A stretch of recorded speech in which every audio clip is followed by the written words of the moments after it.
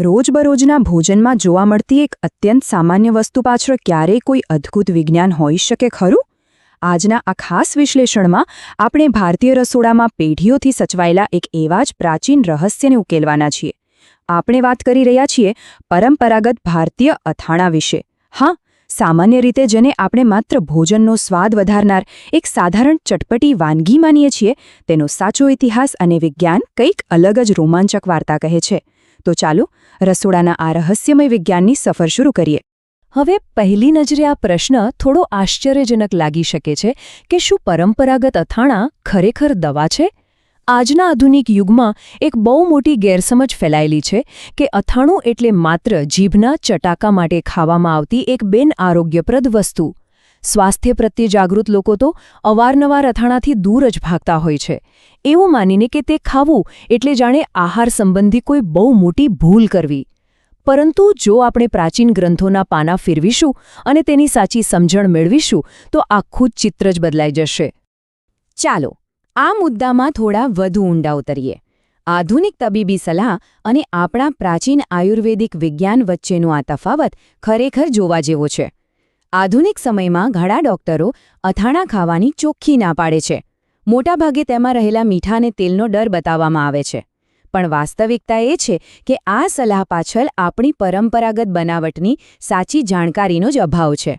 બીજી બાજુ પ્રાચીન આયુર્વેદિક વિજ્ઞાન સ્પષ્ટપણે સ્વીકારે છે કે અથાણું માત્ર ખોરાક નથી પણ એક સચોટ દવા છે. શરત માત્ર એટલી કે તેને યોગ્ય પદ્ધતિ અને સાચા ઘટકો સાથે બનાવવામાં આવ્યું હોય. તો પછી સવાલ એ થાય કે ખરેખર અથાણું છે શું? અહીં આખી વિભાવનાને જ ફરીથી સમજવાની જરૂર છે. અથાણું એ માત્ર કેરી, લીંબુ કે અન્ય ફળોનું કોઈ એક ખટાશવાળું મિશ્રણ નથી. હકીકતમાં ફળ તો માત્ર એક માધ્યમ છે, એટલે કે એક વાહન છે જે સાચી દવાને આપણા શરીર સુધી પહોંચાડે છે. અસલી ઔષધિ તો એ મસાલાઓમાં છુપાયેલી છે, જે અથાણાની બરણીમાં ઉમેરાય છે. આને એક અત્યંત અદ્યતન આયુર્વેદિક ડિલિવરી સિસ્ટમ કહી શકાય. ફળનો સ્વાદ તો માત્ર એ ઔષધિને સરળતાથી ગળે ઉતારવા અને પચાવવા માટે જ હોય છે. આ બાબત અહીં બિલકુલ સ્પષ્ટપણે જોઈ શકાય છે કે અથાણામાં ખરેખર કોનું પ્રભુત્વ છે.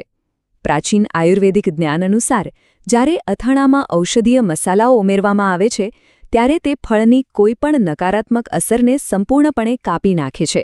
એટલે કે ફળની અસર એકદમ ઓછી થઈ જાય છે અને મસાલાની અસર ટોચ પર પહોંચી જાય છે. મસાલાઓ પોતાની પ્રકૃતિથી અને પોતાના તીવ્ર ગુણોથી ફળના ગુણધર્મો પર સંપૂર્ણપણે હાવી થઈ જાય છે. અને એટલે જ અથાણામાં કેરી કે લીંબુ કરતાં પણ તેમાં વપરાતા મસાલાઓનું મહત્વ અનેક ગણું વધી જાય છે. સ્વાસ્થ્યની દ્રષ્ટિએ આ એક અત્યંત નિર્ણાયક બાબત છે. સામાન્ય રીતે ડર હોય છે કે અથાણું ખાવાથી શારીરિક તકલીફ વધશે કે એસિડિટી થશે. પણ જુઓ, જ્યારે અથાણામાં મેથી કે અજમા જેવા આવશ્યક ઔષધીય મસાલાઓ હાજર હોય ને ત્યારે ચિત્ર સંપૂર્ણપણે બદલાઈ જાય છે.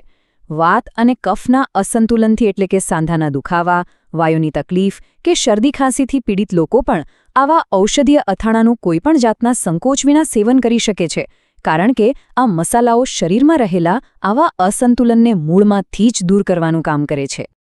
ચાલો આગળ વધીએ અને સમજીએ કે આખી પ્રક્રિયા ખરેખર કામ કેવી રીતે કરે છે. સામાન્ય રીતે આપણે મેથી કે અન્ય ઔષધિઓને આખી રાત પાણીમાં પલાળીને સવારે તેનું સેવન કરતા હોઈએ છીએ. બરાબર ને? આ પદ્ધતિ ચોક્કસ ફાયદાકારક છે. પરંતુ પરંપરાગત અથાણાની પદ્ધતિ સાથે તેની સરખામણી કરીએ તો પરિણામ કંઈક બીજું જ કહે છે.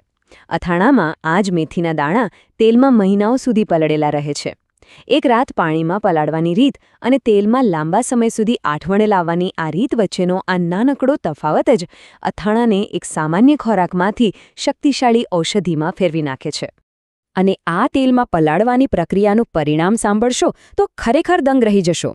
જ્યારે મસાલા 5, 6 કે 12 મહિના સુધી અથાણાના તેલમાં પલળેલા રહે છે ત્યારે તેની શક્તિમાં અકલ્પનીય વધારો થાય છે. આ આંકડો જુઓ.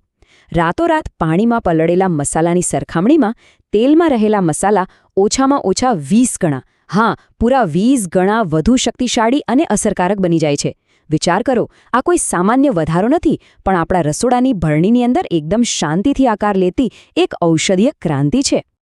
આ 20 ગણા શક્તિ વધારા પાછળનું વિજ્ઞાન સમજવું પણ એટલું જ રસપ્રદ છે.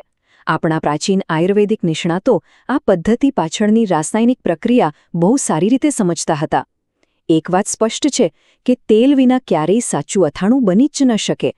આ તેલ એ જ નિર્ણાયક ઉત્પ્રેરક એટલે કે કેટેલિસ્ટ છે, જે મસાલાઓની અંદર રહેલા મહત્તમ ઔષધીય ગુણોને ખેંચીને બહાર કાઢે છે અને તેને શરીરમાં પચવાલાયક બનાવે છે.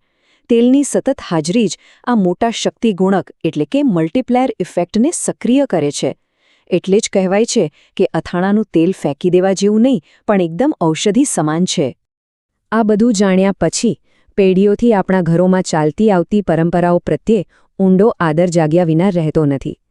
જે માતાઓ અને દાદીઓ વર્ષોથી ઘરે પરંપરાગત અથાણાં બનાવે છે, તેઓ વાસ્તવમાં જટિલ અને તેજસ્વી વૈજ્ઞાનિક પ્રક્રિયાઓનું અદ્ભુત સંચાલન કરી રહ્યા છે. કદાચ તેઓ આધુનિક વિજ્ઞાનના ભારેખમ શબ્દો ન જાણતા હોય, પરંતુ તેઓ જે પદ્ધતિઓ અને માપદંડો વાપરે છે તે કોઈ અત્યંત અદ્યતન પ્રયોગશાળાના વૈજ્ઞાનિકોથી કમ નથી. તેમના દ્વારા જ પોતાના રસોડામાં આ મહાન આયુર્વેદિક વિજ્ઞાનને પેઢી દર પેઢી જીવંત રાખવામાં આવ્યું છે. હવે એવા ચોક્કસ મસાલાઓ પર નજર કરીએ જે એક સાધારણ ફળના ટુકડાઓને શક્તિશાળી આયુર્વેદિક ઉપાયમાં પરિવર્તિત કરી દેવાની તાકાત ધરાવે છે. મેથી, અજમો, જીરું, હિંગ અને તજ જેવા મસાલાઓ અથાણામાં માત્ર સુગંધ કે સ્વાદ પૂરતા નથી ઉમેરાતા. તે આયુર્વેદ દ્વારા સ્વીકૃત અત્યંત મજબૂત ઔષધિઓ છે. જ્યારે આ મસાલાઓ સાચા પ્રમાણમાં અને યોગ્ય પદ્ધતિથી અથાણામાં ઉમેરાય, ત્યારે જ તે વાસ્તવિક અર્થમાં આરોગ્યપ્રદ અને પાચન માટે ઉત્તમ બને છે. આ દરેક મસાલાનું પોતાનું એક આગવું વિજ્ઞાન છે. તો આ બધી ચર્ચાનો સૌથી મહત્વનો અને સુવર્ણ નિયમ શું છે? પ્રાચીન આયુર્વેદિક વિજ્ઞાન આપણને સ્પષ્ટ માર્ગદર્શન આપે છે કે જો અથાણામાં પૂરતા ઔષધીય મસાલા ન હોય તો તે અથાણું ક્યારેય ન ખાવું જોઈએ. હા, માત્ર ફળ અને ખાંડ કે મીઠાનું મિશ્રણ ચોક્કસ નુકસાન કરી શકે છે, પરંતુ ઔષધીય મસાલાઓ જ તેને સુરક્ષિત અને ફાયદાકારક બનાવે છે. આપણે અથાણાને ભવિષ્યમાં કયા દૃષ્ટિકોણથી જોવું જોઈએ તેનો આ એકદમ મજબૂત પાયો છે. આ સમગ્ર સફર આપણને એક બહુ જ ઊંડાણપૂર્વક વિચારવા પર મજબૂર કરી દે છે. આધુનિક વિજ્ઞાને ભલે આજે આકાશ આંબી લીધું હોય, પરંતુ આપણા પરંપરાગત રસોડાની રીતોમાં હજુ પણ એવું ઘણું શાણપણ છુપાયેલું છે જેને સમજવાનું બાકી છે. પેઢીઓથી ચાલતી આવતી આ રાંધણ પદ્ધતિઓ માત્ર આપણી સંસ્કૃતિ પૂરતી સીમિત નથી, પણ તે એક અત્યંત જીવંત વિજ્ઞાન છે. આજના આ રસપ્રદ વિશ્લેષણમાં જોડાવા બદલ ખૂબ ખૂબ આભાર. આશા છે કે હવે પછી જ્યારે પણ રસોડામાં અથાણાની બરણી ખુલશે ત્યારે તેને જોવાનો દૃષ્ટિકોણ સંપૂર્ણપણે બદલાઈ ગયો હશે. તો જરા વિચારો, આપણા રસોડાના ડબ્બાઓમાં બીજું એવું કયું મોટું વૈજ્ઞાનિક રહસ્ય છુપાયેલું હશે?